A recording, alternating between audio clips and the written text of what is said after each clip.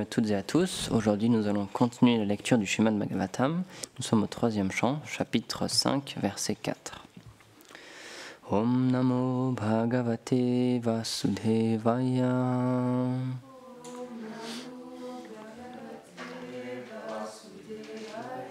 Om Namo Bhagavate Vasudevaya.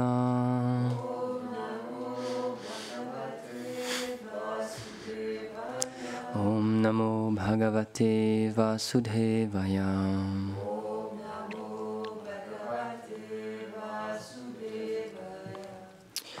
Tat sadhu varya dishavartma samnam.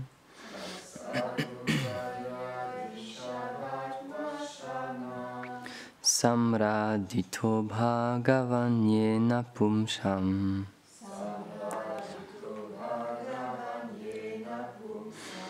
Ridhistitoya chati bhakti pute. Gyanam satadva dighamam puranam.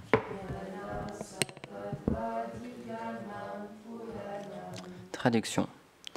Ô toi le plus honorable saint, sois satisfait de nous donner les méthodes d'adoration avec lesquelles nous aurons la possibilité de satisfaire le Seigneur et de le réaliser dans le cœur de notre cœur, pour que nous puissions être éclairés de la connaissance transcendantale le concernant. Commentaire.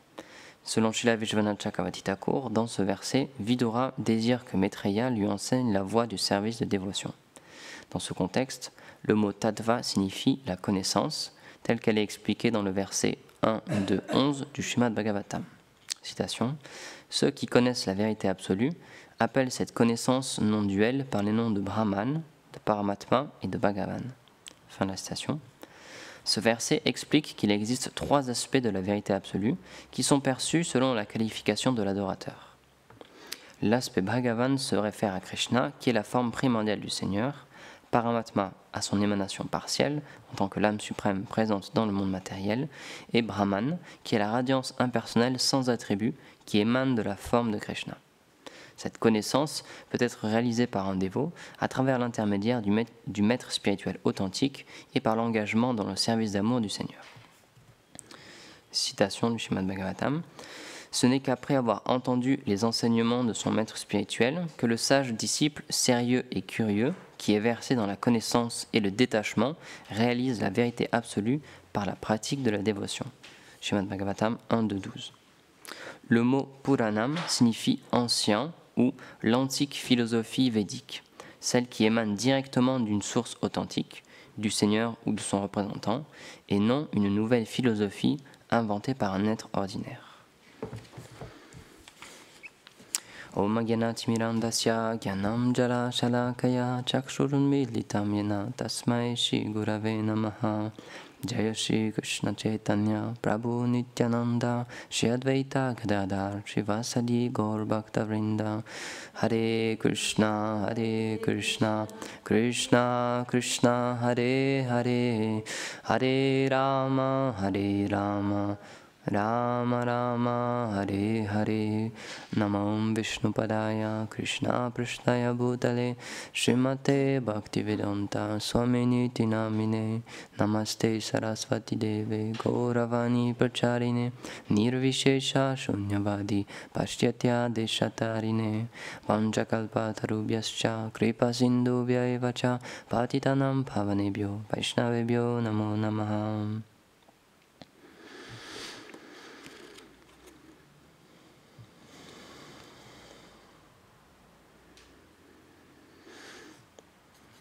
Donc c'est intéressant parce qu'on parle souvent des 3 aspects de la vérité absolue, donc Brahman, Paramatma et Bhagavan. Et donc ces différents aspects qui s'adressent à différentes personnes, c'est le Seigneur qui, encore une fois par respect, il est réciproque avec tout le monde de la manière dont il le désire, mais c'est expliqué que les 3 aspects existent bel et bien, parce que pour certains ils disent que certains pensent que l'aspect final, le vrai aspect de Dieu, c'est un aspect sans forme, justement. C'est ce qu'on appelle l'aspect Brahman. Alors que là, c'est bien expliqué que non, les 3 existent et qu'il y a bien une hiérarchie entre les 3. Et que l'origine du Brahman sans forme, c'est quelqu'un avec une forme. C'est le Seigneur dans sa forme de Bhagavan, dans sa forme personnelle.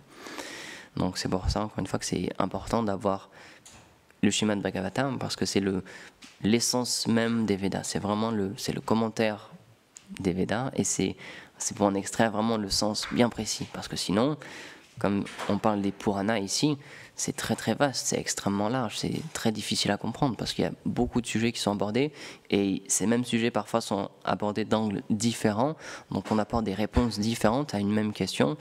Donc c'est difficile de s'y retrouver, et c'est pour ça que le Srimad Bhagavatam, il remet les choses en place et il explique réellement toutes les définitions bien précises.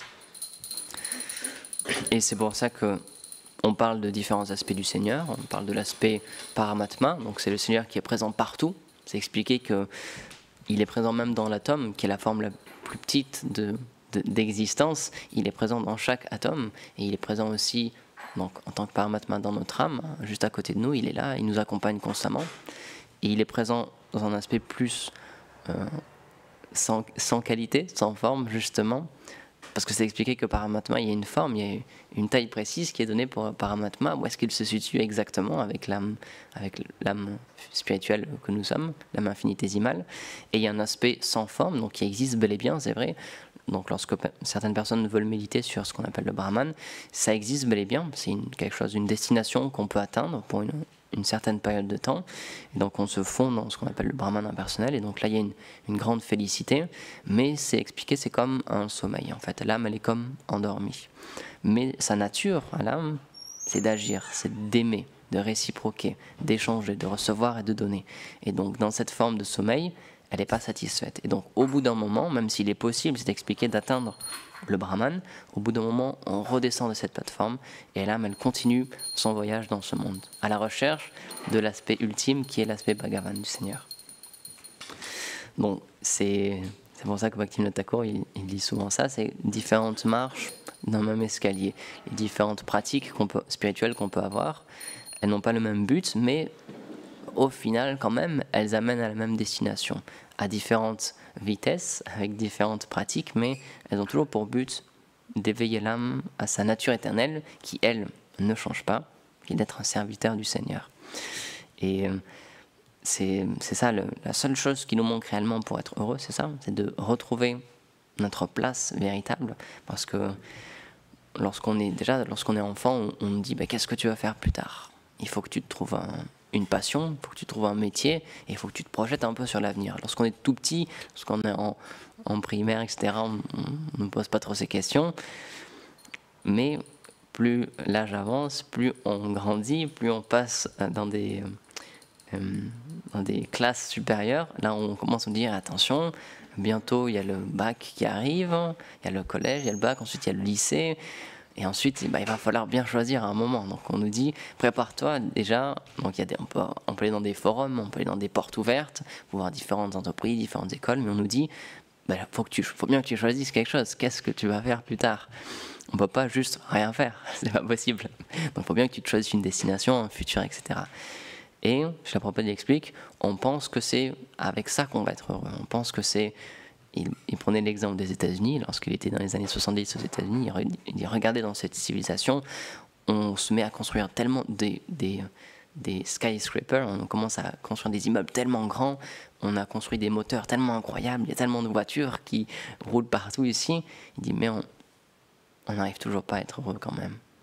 Donc on peut chercher comme ça de différentes manières, et c'est ça en fait, tout le monde a sa manière d'être heureux. Certains ils disent moi c'est en faisant ce travail que je vais être heureux. Pour certains c'est en travaillant la terre, en étant agriculteur, etc. Ils disent moi je suis sûr je vais être très heureux comme ça. Lorsque j'étais au collège, j'étais dans un petit collège à Écueillé, et donc il y avait plusieurs personnes, plusieurs élèves, plusieurs camarades. Ils étaient descendants de personnes qui travaillaient à la ferme, dans des champs, etc. Et ils savaient déjà qu'ils voulaient faire ça. Ils étaient sûrs qu'ils voulaient faire un lycée pro et ensuite reprendre la ferme familiale, etc. Ils étaient sûrs qu'ils allaient être heureux en faisant ça. Et j'ai un autre ami qui était fils de médecin. Donc lui, c'était quelque chose de différent. Il voulait faire des plus grandes études, etc. Et donc on a tous selon là où on est, selon notre karma, les gunas qui nous influencent, les énergies qui nous influencent, on a des désirs différents. Certains ils disent bon moi c'est ça, c'est en faisant ça que je vais être heureux, je veux voyager, je veux parcourir le monde, etc. Et d'autres qui sont plus casaniers, ils disent non bah moi je veux rester dans mon petit village, dans ma petite ville, je n'ai pas trop envie de bouger, je suis bien ici, etc. Et on est tous persuadés de différentes manières donc qu'on va être pleinement heureux. Et on est sûr que bah voilà c'est en faisant ça que je vais trouver le bonheur. Mais malheureusement c'est pas notre identité réelle. On est éternellement, on est une âme spirituelle et on est un petit serviteur du Seigneur. Et c'est dans ce service au Seigneur qu'on trouvera pleinement notre satisfaction. En attendant, on peut avoir plein d'autres désignations. La Prabhupada dit, si vous demandez à quelqu'un qui es-tu, il va te répondre bah, je suis ça, je suis un Américain, je suis un Français, je suis un informaticien, je suis un agriculteur, etc. Mais il ne va pas nous dire bah, je suis l'âme spirituelle, je suis un serviteur du Seigneur. Et c'est juste ça qui nous manque, il expliquait. Tant qu'on s'identifie au corps, tant qu'on dit bah, je suis un homme, une femme, un Français, un Anglais, etc., on oublie notre nature éternelle. Et c'est en connexion avec cette nature éternelle qu'on trouve notre réelle satisfaction. C'est avec l'âme qu'on trouve notre réelle satisfaction. Et en attendant, on peut occuper tellement de travail, on peut déménager tellement de fois, on peut changer d'amis tellement de fois, on peut changer de partenaire amoureux tellement de fois, mais on ne trouvera jamais notre pleine satisfaction. Et c'est pour ça qu'on change justement, parce qu'on essaye quelque chose et au final, on voit que ça ne nous rend pas heureux. Du coup, on cherche quelque chose d'autre, on cherche ailleurs. Donc on peut changer de ville, on peut changer carrément de pays, on peut changer d'identité même, mais on ne trouvera toujours pas notre pleine satisfaction, parce qu'elle est là, elle est déjà là, mais elle est recouverte en ce moment. Notre véritable identité, elle est déjà présente, je suis une personne éternellement, l'âme spirituelle, elle est déjà une personne, mais elle a oublié qui elle est. Et donc toute la pratique du service de dévotion, comme c'est expliqué ici, il lui demande de lui enseigner, Vidura il demande à Maitreya de lui enseigner le service de dévotion, et tout le but du service de dévotion, c'est de se reconnecter à qui on est éternellement, de comprendre qui on est. Et donc, Srila Prabhupada, il explique, c'est lorsqu'on est connecté à ce service de dévotion, il dit le premier bénéfice du fait de chanter le Mahamantra, il dit le tout premier bénéfice, il dit il y en a d'autres, mais le tout premier, c'est de comprendre que je ne suis pas ce corps, comprendre que je suis un éternel serviteur du Seigneur. Et c'est dans cette identification-là que petit à petit, on trouve notre satisfaction, notre satiété. Comme on expliquait l'autre jour, lorsqu'on fait un service pour le Seigneur, peu importe le service qu'on fait, peu importe si c'est matériellement, si c'est quelque chose qui demande beaucoup de qualifications ou qui va être apprécié par beaucoup de personnes extérieurement, ça peut être un tout petit service, juste nettoyer un petit coin, juste faire un petit peu de vaisselle, mais le Seigneur, c'est lui qui nous observe directement, c'est lui qui nous regarde. C'est pas le regard des autres et c'est pas si on arrive à avoir l'approbation de plein de personnes qu'on sait que notre service il va être bien. C'est lorsque le Seigneur, qui est en tant que Paramatma dans notre cœur, il observe ce service et nous dit « Ah, je vois que lui, il fait son service avec tout son cœur. Il fait vraiment du mieux qu'il peut. » Et c'est ça notre grande chance, encore une fois, c'est que peu importe notre qualification, on peut faire notre petit service à notre niveau. Certains, ils arrivent à distribuer des livres.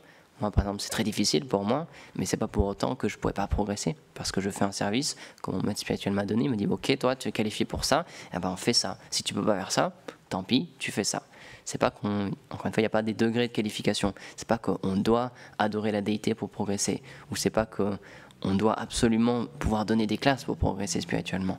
Parce que l'âme, elle a éternellement ce droit d'être un serviteur du Seigneur. Donc peu importe le service qu'elle fait, ça peut être un service très simple, encore une fois, le principe, le but, c'est d'être engagé et d'offrir quelque chose au Seigneur. Dans nos capacités, encore une fois, mais de faire un geste, de faire un effort pour satisfaire le Seigneur. On parlait de ça l'autre jour. Srila Prabhupada y expliquait, il y a ce principe de tapasya qui est extrêmement important dans les Védas, dans toutes les écritures, où on doit faire un sacrifice, on doit offrir de notre personne. Et c'est comme ça qu'on montre notre amour. Rien que déjà dans ce monde, lorsqu'on est amoureux de quelqu'un, ou lorsqu'on s'occupe de nos enfants, lorsqu'on a de l'amour pour eux, on est prêt à faire des efforts, on est prêt à se sacrifier, à faire des choses que pour nous-mêmes, peut-être qu'on ne ferait pas. Mais pour eux, on se dit, bon, bah là, je vais faire quelque chose en plus. Et c'est pour ça que c'est grâce à ça que la personne dit ah, il fait des efforts pour moi, je vois que je compte pour lui parce qu'il est prêt à faire tout ça juste pour moi, pas pour lui. Il s'oublie dans cet effort-là, mais il tente de me satisfaire. Et donc le Seigneur, c'est la même chose puisque, comme c'est expliqué ici, l'origine de toutes ces différentes formes du Seigneur, c'est Bhagavan, c'est la forme personnelle, donc c'est une personne, et il a aussi des sentiments comme toute personne, et lorsqu'il voit qu'on fait un effort pour lui, qu'on s'efforce de lui faire plaisir, alors là il est extrêmement satisfait. Encore une fois, peu importe l'effort que l'on fournit extérieurement, il y a cet exemple qui est donné lorsqu'un enfant il veut satisfaire ses parents par exemple, il peut acheter un petit cadeau pour la fête des pères, la fête des mères ou l'anniversaire, et l'offrir à son père ou à sa mère. Mais l'argent d'où est-ce qu'il vient? C'est l'argent de ses parents déjà. Donc c'est l'argent de son père qu'il utilise pour offrir un cadeau à son père. Mais son père, ça le satisfait quand même, parce qu'il voit, il a fait un effort, il allait me chercher quelque chose, etc. Même si c'est avec son propre argent, il ne le voit pas comme ça, il le voit comme un effort de son enfant. Ou comme il y a cette image aussi qui est donnée, Krishna qui vient chercher Gopal qui vient chercher les padukas, les chaussures de son père et qui vient lui offrir, et qui les porte sur sa tête. C'est un tout petit service, mais ça fait énormément plaisir à son père.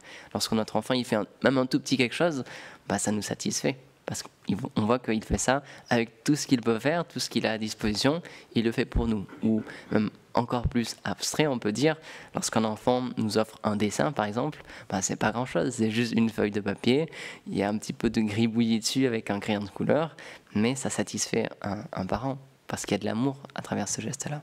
Donc le Seigneur, c'est ça qu'il observe, pas la quantité de services qu'on lui donne, ou pas si on lui offre des choses qui valent très très cher, etc. C'est le sentiment qu'on lui donne. Il y a cette histoire aussi avec Jésus, avec une vieille dame qui a donné un tout petit peu d'argent pour le temple, dans la collecte du temple, et ensuite un riche homme d'affaires qui a donné, c'est vrai, en quantité beaucoup d'argent. Mais cet riche homme d'affaires, comparé à tout ce qu'il avait, tout ce qu'il pouvait donner, il a donné rien du tout en fait. C'était rien du tout. Alors que cette dame-là, elle était très très pauvre, pourtant elle a donné tout ce qu'elle avait. Et donc c'est de cet enseignement, on peut dire que peu importe extérieurement ce que l'on offre, le Seigneur, puisqu'il est là en tant que Paramatma, on ne peut rien lui cacher, on ne peut pas lui mentir, et donc il sait ce qu'on cache derrière nous. Comme cette histoire avec Sudama Vipra, qui est allé à la requête de sa femme, qui est allé voir le Seigneur à Dvarka, et qui lui avait rapporté juste un tout petit peu de riz soufflé, vraiment de piètre qualité. Il avait trop honte, donc il le cachait derrière lui, il ne voulait pas l'offrir au Seigneur. Mais le Seigneur, il est omnipotent, donc il savait qu'il était venu lui offrir quelque chose. Et donc il a dit, dis-moi, qu'est-ce que tu m'as amené, montre-moi. Et donc malheureusement, il dit, bon, bah, tant pis, je vais les donner quand même.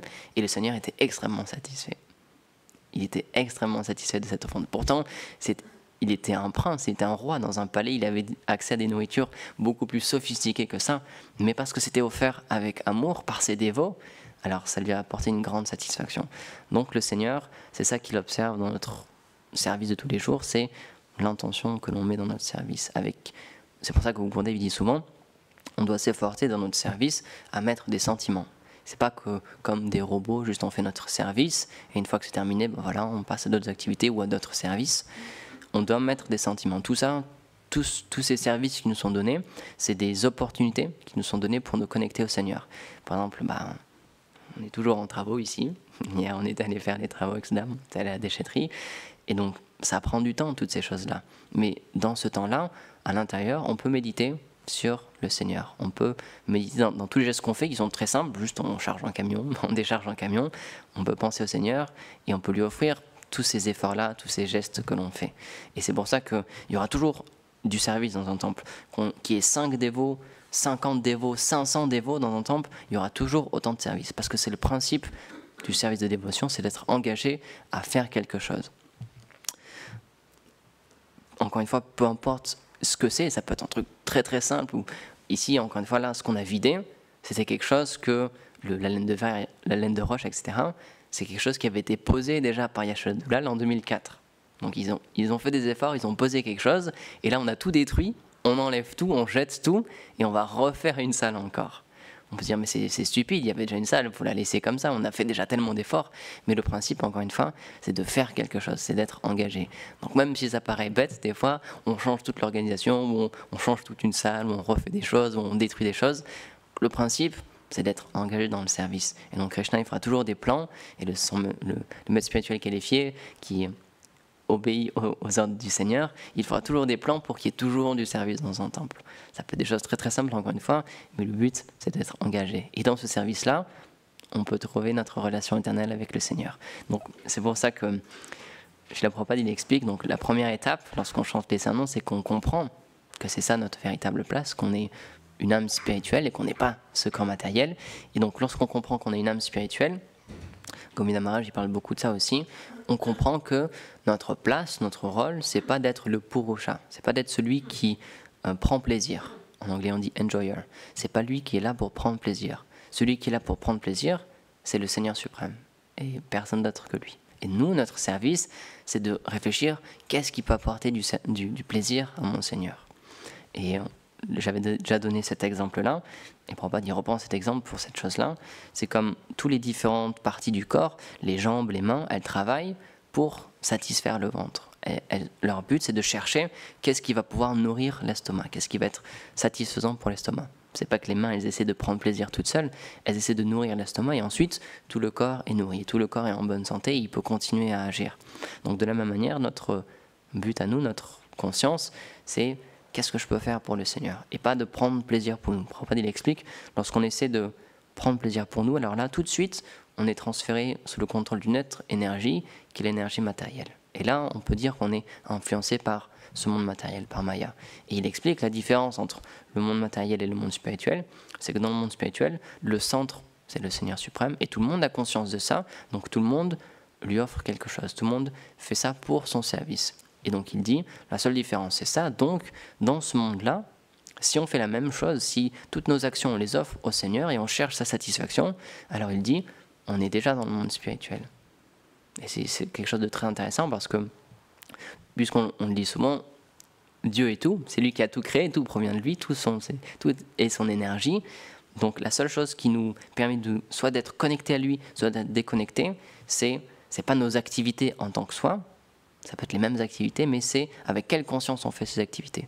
Est-ce que je fais quelque chose pour moi, juste pour ma satisfaction, ou est-ce que je fais ça pour la satisfaction du Seigneur? Et lorsqu'on le fait pour le Seigneur, on peut faire n'importe quelle activité.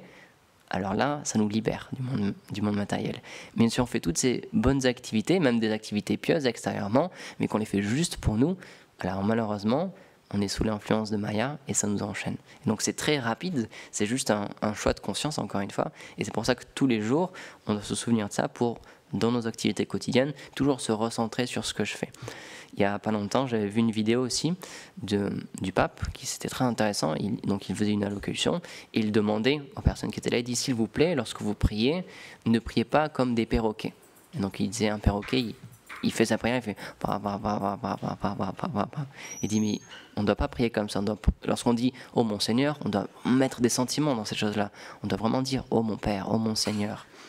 Et il dit on met beaucoup d'amour dans toutes les phrases que l'on dit. C'est pas juste qu'on apprend une phrase par cœur, on apprend notre prière par cœur et juste tous les jours on la répète encore et encore, monotone, etc. et sans sentiment, en pensant à autre chose. Il dit non, toutes ces prières-là, on doit les faire avec des sentiments. Lorsqu'on dit quelque chose, lorsqu'on chante, par exemple pour nous les noms du Seigneur, on doit y mettre des sentiments. Et dans ces sentiments-là, petit à petit, on va trouver notre relation avec le Seigneur. Donc encore une fois, ça peut être les mêmes activités, c'est ça le danger aussi, on peut tomber dans une routine lorsqu'on chante même notre japa, lorsqu'on fait notre méditation, lorsqu'on fait notre service, lorsqu'on chante les différents chants tous les jours ici, par exemple, dans un temple, on peut tomber dans cette routine où ça devient juste des mots, et comme il dit, on bouge nos lèvres, mais le cœur, il n'est plus là.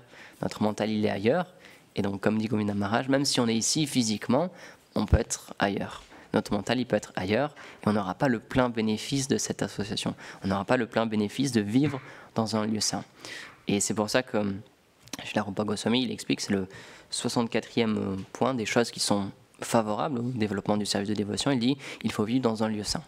Mais si on ne peut pas physiquement vivre dans un lieu saint, parce qu'on habite dans un autre endroit, etc., on n'habite pas en Inde, par exemple, pour nous, on peut le faire mentalement. On peut vivre mentalement dans cet endroit-là.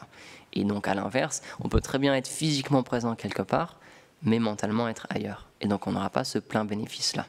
Donc, c'est pour ça que c'est vraiment une question de conscience, de s'appliquer dans ce qu'on fait tous les jours et de mettre notre cœur dans ces activités-là. Parce que le Seigneur, ce qu'il veut, c'est nos sentiments, c'est notre amour. Parce qu'encore une fois, c'est Dieu, la personne suprême. Donc, il n'a besoin de rien.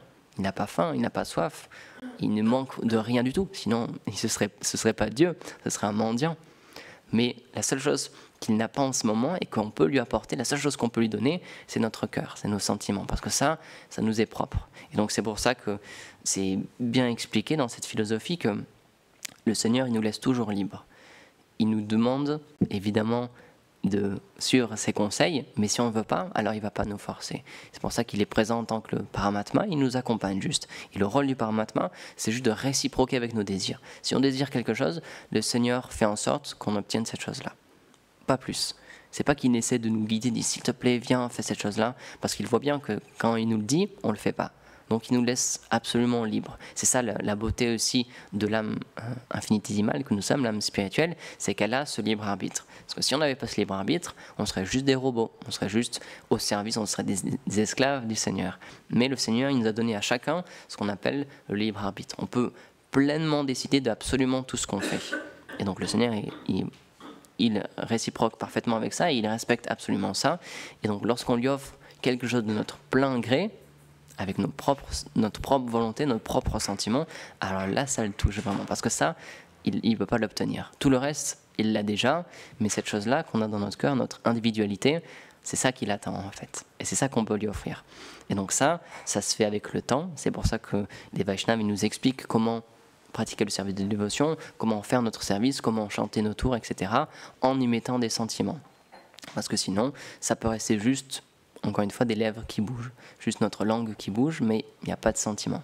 Et donc, c'est pas que ça vient tout de suite, évidemment, ça vient avec le temps, mais le but du service de dévotion, qui est accompli avec maturité, c'est que dans toutes les activités qu'on fait, on est sur une autre plateforme en même temps. Matériellement, on fait quelque chose, on est là, on fait notre service, mais spirituellement, sur la plateforme de l'âme, on est avec le Seigneur, on lui offre nos sentiments.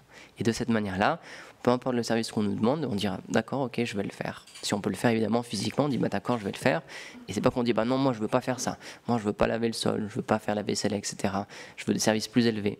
Parce que ça soit élevé ou bas, matériellement, pour un spiritualiste, c'est juste, j'ai une opportunité de servir mon Seigneur, j'ai une opportunité de faire un effort pour lui, de lui offrir mon cœur, de lui offrir mes sentiments à travers ce service-là.